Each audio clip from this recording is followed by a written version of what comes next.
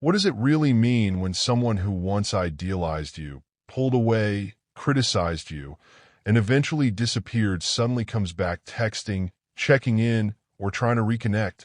This is where many people get confused. You remember how intensely they wanted you in the beginning, then how quickly everything changed. And now, after all of that, they're acting interested again.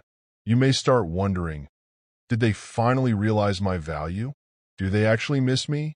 Have they changed? Sometimes the return can feel incredibly convincing. But before you respond emotionally, pause and look at the pattern rather than the message. People with strong narcissistic traits may idealize someone when that person represents excitement, validation, admiration, or emotional reassurance. But when that feeling changes, the same person may suddenly become critical, distant, or dismissive. Then, after some time, they may circle back again. That return is often called hoovering. It can be as simple as a "Hey, how have you been?" message, a birthday wish, a reaction to your social media post, or suddenly bringing up an old memory. And here's the important part.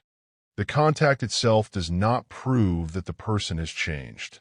Sometimes they are remembering the version of you that made them feel important, understood, admired, or emotionally supported. They may begin seeing you positively again because they want to reopen the connection. In other words, the same idealization that happened at the beginning can return. This is why you have to be careful about confusing renewed attention with genuine growth. Think about what happened before. Did they respect your boundaries? Could you express your feelings without being dismissed? Did they take responsibility when something went wrong? Were their words and actions consistent? Or did you spend most of the relationship trying to prove your worth, keep the peace, understand their moods, and earn back the affection you once received?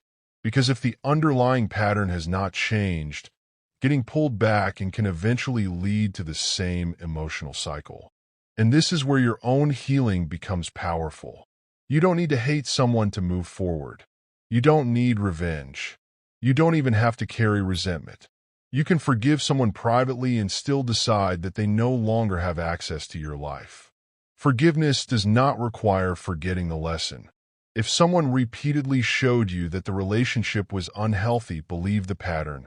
You don't have to wait for another painful experience just to confirm what you already learned. The strongest response to a hoover isn't proving that you're better, getting even, or making them jealous. It's becoming clear about what you will and will not accept.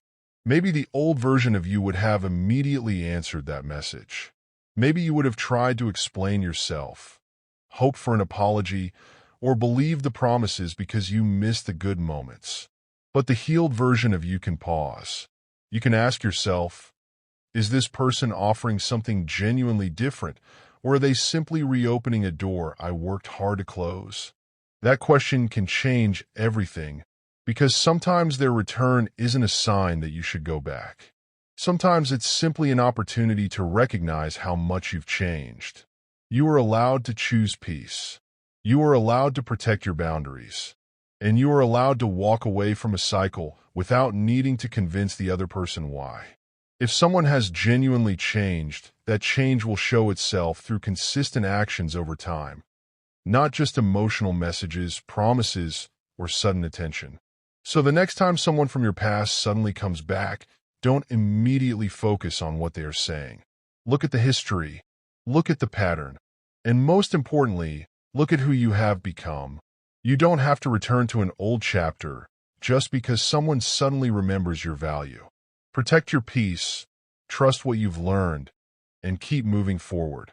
If this message helped you see relationship patterns more clearly, make sure you subscribe to TF and stay connected for more content on self-awareness, boundaries, emotional growth, and healthier relationship dynamics. Remember, awareness isn't about becoming bitter. It's about becoming wiser. And sometimes the greatest sign of healing is realizing that you no longer need the ending you once thought you needed.